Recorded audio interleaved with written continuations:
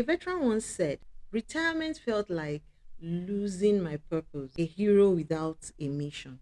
But is this the same with all veterans? Today, we are going to be shedding light on an often overlooked issue in Nigeria, the struggle veterans face when transitioning from a life of discipline and camaraderie in the military to an uncertain civilian future. In Nigeria, military personnel typically retire around age 52 and some even earlier, like in my case, and in the case of my guests today.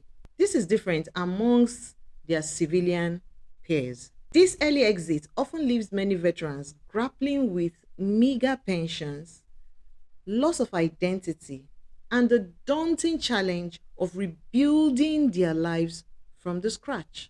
Today on the show, I'll allow my guest introduce herself to you.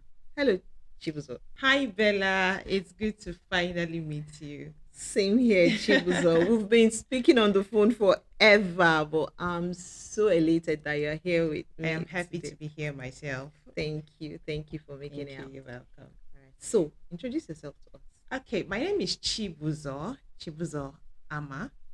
Um, as she has said, I am a veteran, a very recent veteran. I left service last year, November, after 19 years in service. And what else? That's basically what it is about the service, definitely. So I am now a realtor. I've been in that for quite some time now before I finally pulled out from service, and it's just been an amazing 4 months since after retirement. All right. Before I continue, let me quickly say thank you for your service because that is one Thank thing you. Nigerians often fail to remember to say to veterans. And for a young woman like you, I'm curious. Why did you choose, if I'm right, the army? Yeah. Yes. Why did you choose to join the army? Because you still Hmm. look really young. So my journey into the army was more like assertiveness. I would not like to use the word stubborn because I was practically not stubborn, but very strong-willed. So at that time, I just needed a getaway. I Mm, needed a getaway from home. I needed to work. I've always been a very independent person. It was at a time where the finances in the home wasn't really great. I had to mm. wait on dad to give me as little as 200 naira. Like, seriously? No, no, no, no, no. My mom had a restaurant and I ran it for like 4 years before the year I joined the army. So in that period, I had had some couple of job offers, and Okay. because I was running the restaurant, they were like, "Come on, you're working here, so what are you going outside to To do?" do. So they turned down. They made me turn down all those job offers, and by the time the restaurant was closed down, there was practically no job to do anymore. Nothing. So I was stranded. It was a lot.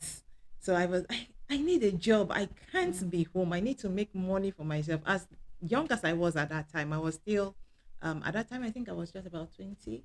Wow. So I needed a job and I took to sports. It kind of helped distract me, but it still didn't give me the money. In short, I was just a learner at that time. So it still didn't give me the money to at least keep myself going, knowing that my parents didn't have money at that time. So that was where I met with the army. Mm. So it was one of those days at training. We had just gone to the stadium as usual that day, and there were lots of soldiers everywhere. Really, what's going on? So it turned out that they were having the interdivision competition. So that Okay. was in 2005. At that time, I had turned 21. Um, they had that competition in Benin and Wari. So a part of the army, some sports were held in Ugbe Stadium in Benin, and others were done in Warri. So that was where I got to meet with the army. I got to make a friend there, and by the time it turned out that just after that period, or was it during that period, as the sports was going on, the recruitment form was already on sale.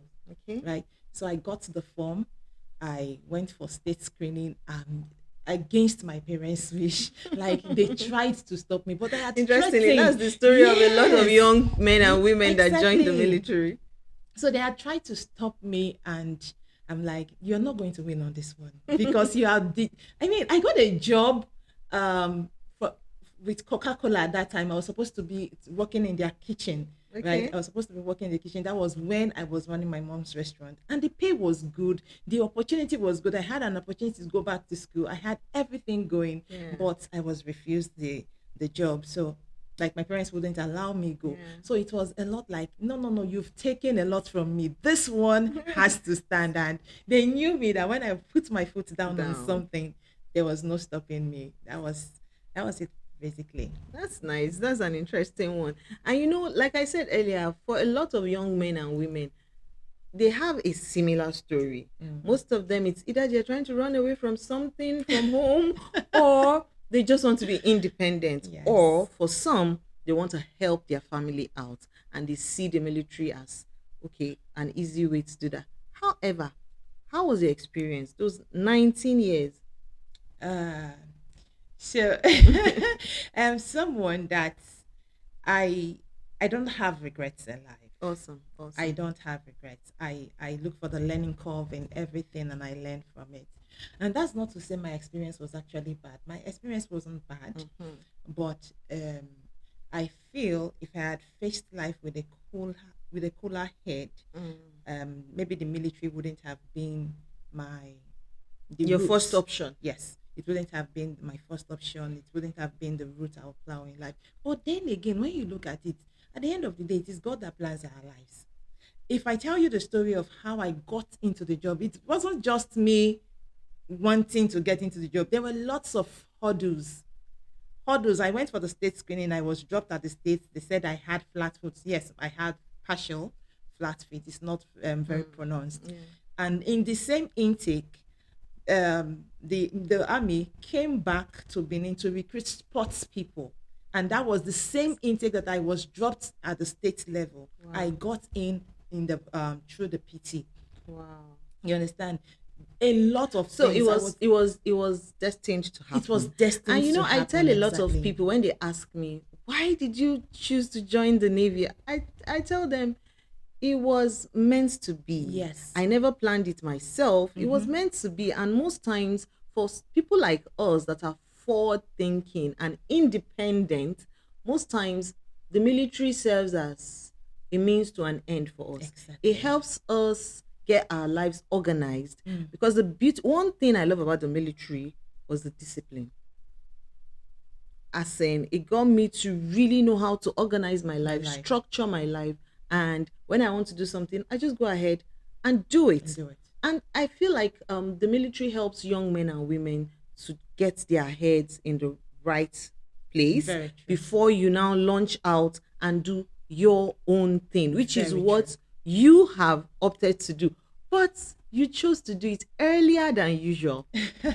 So why the decision? How did you get to that point where you said, okay, this uniform, I need to hang it. I need to hang my boots. I want to start being a civilian. Like some people like to call them bloody civilians, but we don't do No, that. we are bloodless civilians. Okay. So the thing is, at the point when I was joining the job, like I didn't have any idea of what life in the military looks like. I never knew any soldier until I met them at Ogbe Stadium in 2005. Now, when I was when we were in the depot, you would fill your dossiers and the rest Mm-hmm. of that, your military records. Mm-hmm. They'll give you a lot of forms to fill. I remember one day while filling those forms, something in me knew that I wasn't going to stay here for long. Mm. So it was a knowing in the inside of me, Mm. even though I had no idea what it was, but I just knew somehow that I wasn't going to stay here for long. Mm. I do not remember how exactly it was, whether I heard in my spirit or whatever, but I knew There was that that intuition, the that quiet yes, voice there was there. it was just there. I knew I wasn't going to stay for more than 15 years. Mm. Now I decided to prolong it by myself. So I remember I remember that whenever I talked about it, I would tell people that I'm not going to stay more than 15 years on the job. That if highest that I would stay, that is, if things do not go as I planned them, the highest would be 7 more years, making 22 years. So it was already cast in stone somewhere in In your in mind, back in my there, mind, in the in your spiritual spirit. world, in Uh-huh. my as in life, nature, everything just aligned with what I had said. Now in 2019, like they say, whenever you wake up is your morning. So my morning came in 2019. Awesome. It was more like I had this spiritual awakening. And funny enough, it was in January 2019. And I got so fed up of the job. Nothing happened. Nobody was bullying me. It was just me going to Just perform that you just feel I on just this on unease. ease. I got fed up. I'm like, Chibuzor, this is not you. You can be a lot more. You know, when things like that happen, I like to tell people that it's like another chapter of your life is about to open. Opening. A Yes. door is opening in the spirit realm, and you have to be a very spiritual person Exactly. and conscious person to know when to recognize When when doors are those things open. are happening, Exactly. and just key into it and enter into the next phase. Because if you miss it, you might miss it for life. For life, yes. You find yourself That's struggling, amazing. and that was exactly my story. So when things started to change in my spirit in 2019, I told my husband about it. He was like, babe, I don't understand. Because my husband too is a soldier. Yeah, you So, said so. That's so amazing. he was like, I don't understand. From where to where? I don't know. But I said, but I've always told you. I told you I was not going to stay long in the service. And he pleaded with me and he said, can you just, at that time I was 13 years In plus, service, like okay. 13 and 13 years and 5 6 months. I don't know. Yeah, that was what it was. And my husband was like, can you just do me a favor and complete 15 years so that you will know At least. that you crossed the bar. Yeah. So that you know that you crossed the bar. Actually, the bar is 13 years, 10 years compulsory, 10 Okay, years for you service, guys. and then Okay. 3 years reserve. Oh, for That's us it's 15 years. So that's the bar. So you have to Okay. serve 10 years, then 3 years of reserve. Okay. So at 10 years, you're actually pensionable. Pensionable. Oh, that's Then, amazing. yes. So in short, it's not even 13 years. So at 10 years, you are pensionable. Okay. But that 3 years, even now that I have left, right, I have left service after 19 years, that 3 years is still hanging over my head. Oh, wow. So if there's a war in Nigeria Of course, today, we all know that. you get. So you are going be to be sucked in. sucked We back into hope the and system. pray. There is no So we one, are guys. praying. Nigerians, please respect yourselves. We don't want to go back.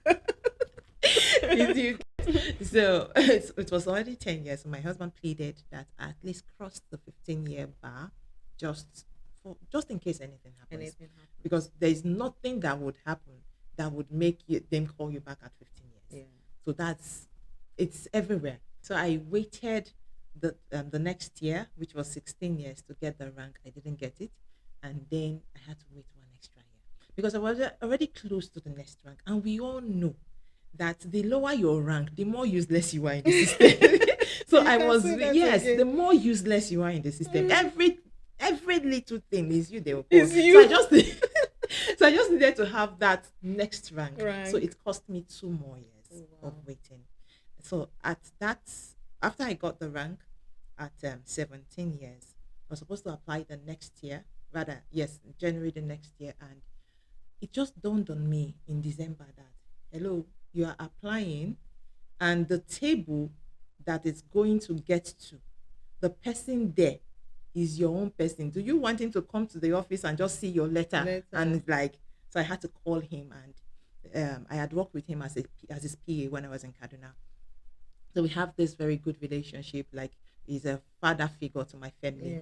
So I had to call him and I explained my what I wanted to do to him, and he was like, "Okay, can you give it 1 year? Run this side by side your business and all that." I said, "I don't have 1 year," and he didn't understand that until I recently met him in Abuja. So when I explained how things went, how this whole thing started in 2019. So that was when he understood when I told, because according to him, he felt I was just being stubborn and Stubborn. didn't want to listen to reasoning. But he Yeah. didn't know that my morning had long done, Yeah. like 5 years before that time. Wow. And so that was the process, and then it finally came out in the. Awesome. Awesome. Amazing story. I enjoyed that because a lot of us have, most of us women, particularly in the military, we have these stories, our growth within the military and how we came to that point where we realized, for people like me and you that Mhm. decided to ease out earlier, we get to that point where we just know it's time. Yeah. Yeah, for me, it was when I was a lieutenant. I was a very young officer. I just knew it was time to leave. However, my boss, just like the father figure you had in your life, I had someone from my state actually who I listened to, and I Mm-hmm. ran my choices by him. And I told him, "Sir, I'm done. I really need to leave." And he was like, "No, Annabelle." That time I was not even up to 10 years. He was like, "No, wait until you're at least a lieutenant commander." And from lieutenant commander, as God would have it, somehow things happened. I found myself in an office where I couldn't just leave like that. Went for senior staff course, and before you know it, I was 15 years. Oh. And like joke, I said, "Okay, good. Let me just hang the next rank, just like you, the commander rank." Though a lot of my friends were like, "Oh, why not wait until you're captain?" I'm like, mm-mm. Uh, Mm-mm. Commander is the most I can do. And after the commander rank, I said, "Okay, thank you very much, Nigerian Navy. You've given me a pedestal to start on. Now it's time to move on and do exactly. bigger and better things." Now, this takes me to the next question. Transitioning. It's been 4 months. Okay, before we even go to that, have you been fully sorted out by the military pensions board? Are you being paid your monthly pension now? Have you started receiving your No, we monthly haven't pension? started receiving. So in December we were paid like 3 months advance. Okay. So that advance ended in February. So we're hoping that this March then our pensions will start coming. However, other stuff have not been done. Yes, we I just did my verification last month. So Okay. of course we know it will come. We just give them some time. It's definitely going to Okay. come. For me, it was challenging because I had to be flying from Lagos to Abuja regularly to get all my clearance and everything done, and nobody was paying me for all that. Yes, Yeah, nobody pays you for it. yeah, nobody pays Nobody you for pays you for that, and it's it. actually, and these are some of the things I think the service should begin to look into. Exactly. You, even when people voluntarily retire, you have to understand that you still owe them some level of care.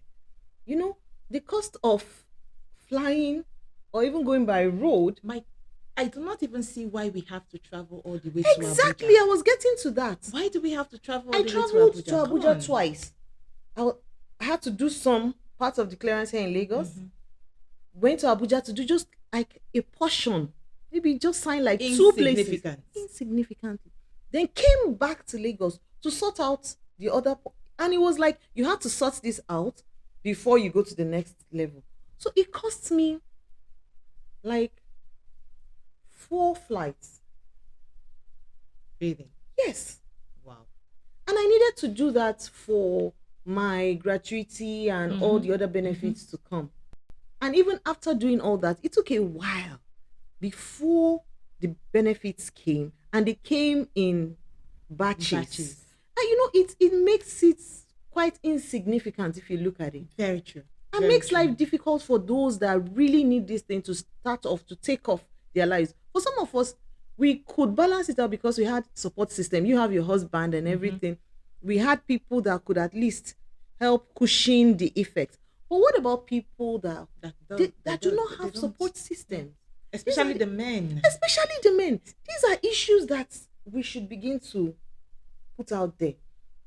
Yeah, you want to A say little something? bit, a little story, just to buttress this point. So I have a colleague. We retired from the same office. He's a man. Now I'm a woman. I'm married. My husband is earning his salary, right? So even when mine came in bulk in December, What did I do? Quickly put it into good use.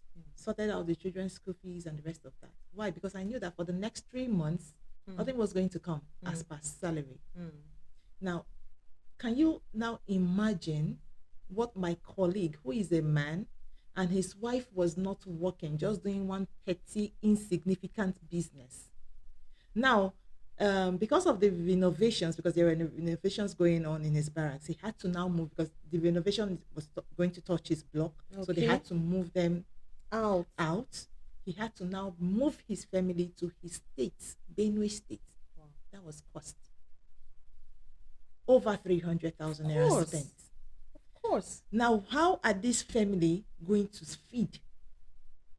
How are they going to sustain How are they themselves? going to sustain themselves You for said 3 months? these are the questions It that really doesn't make sense. that should be asked and answers should be given to. Because for me, I could have just sat back and said, "Oh well, I'm doing good, so it's fine. I have my savings somewhere, and I have people that can support me from time to time." But sincerely, what about people that may don't. not have the kind of... Some people are the breadwinners. I mean, yeah. What about people that may not have the kind of support I had? And another thing is, like you said, you have not started getting your pension. For some of us that started, because I retired in February 2024. Okay. So I've had some time. My pension finally started coming in. But last month, nothing. Yes. Really? Yes. Oh, goodness. So it just tells you a lot. While in service, there was no time we ever owed salary. So it shows that once one eases out of the service, you are more or less like every other person.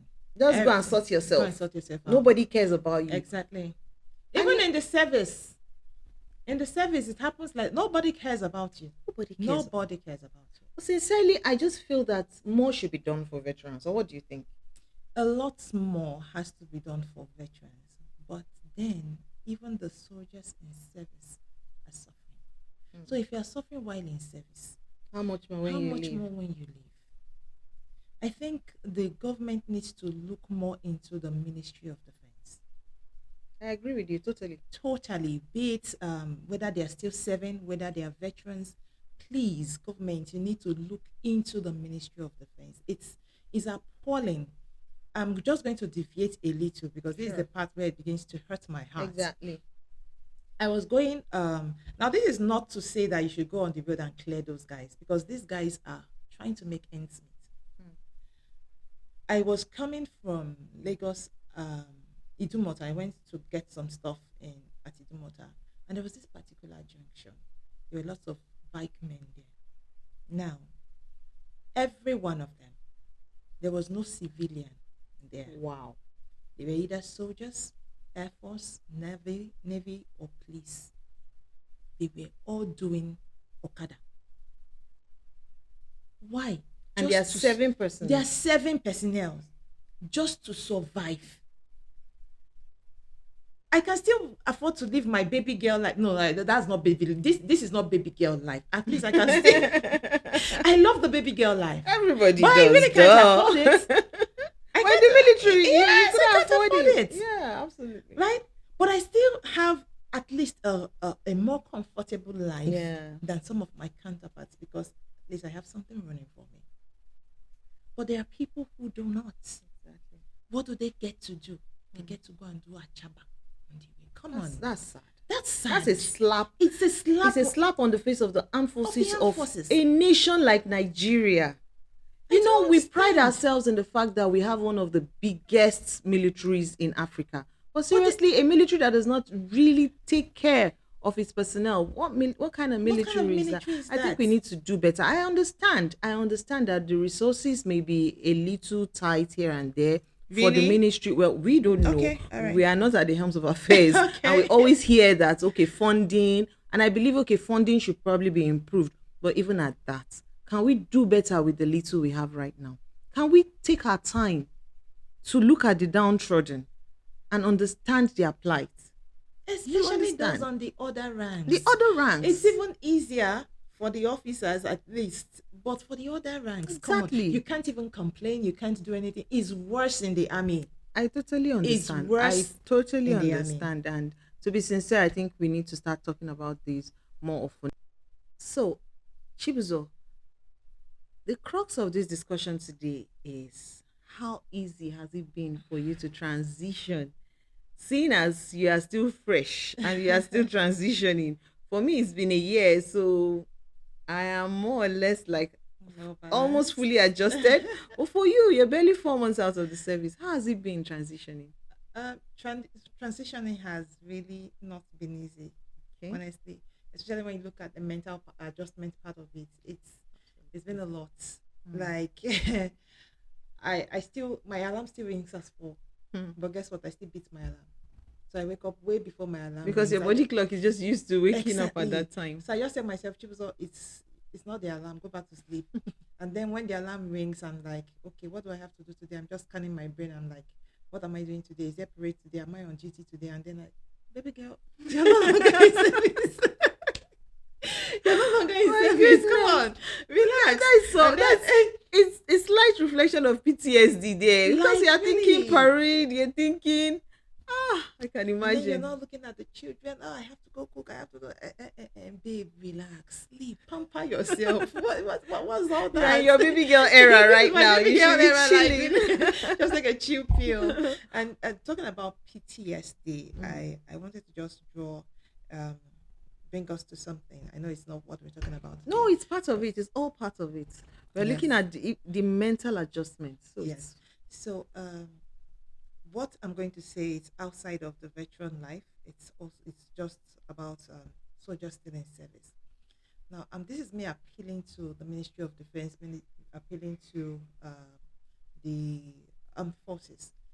We have a lot of soldiers that are suffering from acute PTSD.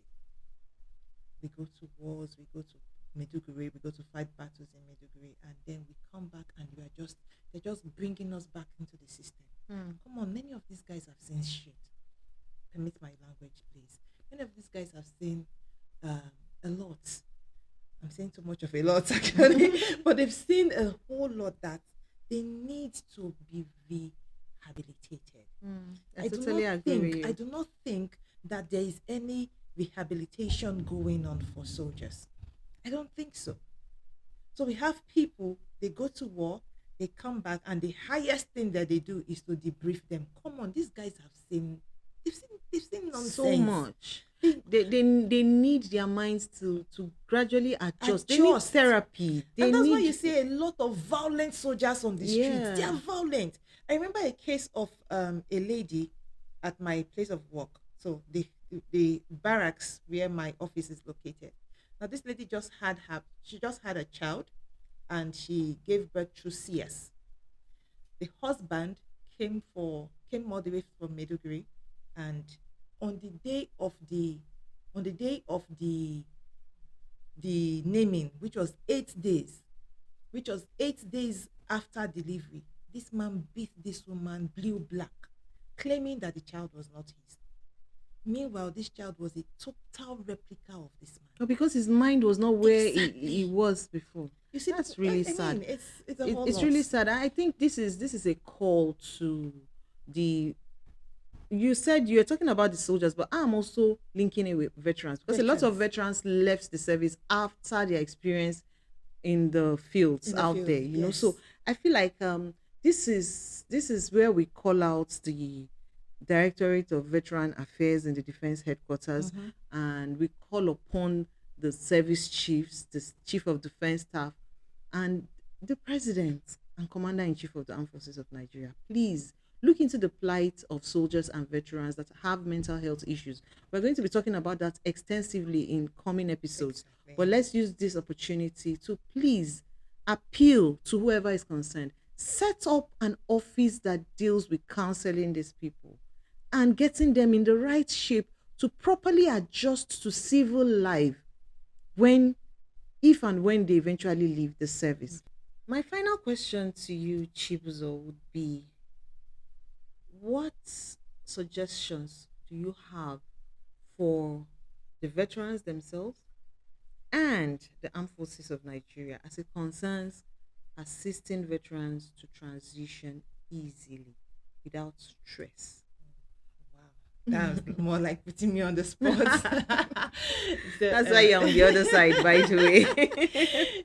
okay, so what would I say? What would I say? So veterans know this and know peace that you owe it to yourself to develop yourself. In short, before you even think of leaving service, you should already develop yourself. So for those that are still in service and you intend to retire early, please go for some personal development course. You heard when she said that she had to go to LBS after retirement. I'm planning same myself. I'm doing a lot of courses presently. I'm learning a lot of things. You owe it to yourself to develop yourself. And to the Ministry of Veterans By Affairs. the way, the LBS thing was sponsored by the Nigerian Navy headquarters. And that I give kudos to them for Oh that wow. because that really helped. Oh, we should clap for them. Okay. So to the Ministry of Veterans Affairs, No, not ministry, directorate. to the Directorate of Veterans Affairs. So what would you do? Hmm. Please look critically into Veterans Affairs. One thing you should know is I usually tell people, at least my colleagues, soldiers, I when you train someone, for instance, you have a business, and let's take for instance the Igbo apprenticeship system, right? So you train someone, is your apprentice. When you finish training him, what do? You set them up for life, isn't it so? So now we have the army have set us up for life. Unfortunately, they are not doing it well. So please and please, I'd like them to look into their our affairs very well, knowing that, in short, I'd rather not say what is in my mind because I think this is a very open space and it's quite deep to share. But it's something that I would speak with you in private about. We could do And some trust me, I'm underground going to work. talk about it. Yes, we could do Because some we underground need work. to shed Put light on things, these issues. yes, put Yeah. it to the plate, but I wouldn't want to put it in the open space. But then the Department of Veterans Affairs, please look into veterans upkeep. It is very important. They need it to stay alive. They need it to take care of their families. Not everyone. We are lucky that we even left service at a very young age where We can still work. But there are people that are living when they cannot do so much for themselves. So what are you leaving them to do? What are you leaving them to feed on? Is it the meager pensions that are coming in That do not even come that do regularly. not come regularly? Or Like, is it the I'm gratuity? still being owed. Duh. Oh, is it the gratuity that you will scatter and they cannot Exactly. invest They it? cannot to- use do it you understand? They cannot profitably. use it profitably, wisely, because it comes in batches. In batches. Please look into these things and try to put their funds together. Put their funds together so that they can use it well, invest in something worth the while, and I mean, life can become better for them. At least if the pensions are not coming in regularly, their little businesses can bring in something. Exactly. So that's my humble appeal to our guy at the top Abi. at the Department of Veterans Affairs. Hey Joe, help us. That was such a nice one, and sincerely, you really touched on some salient issues, and I must applaud your courage.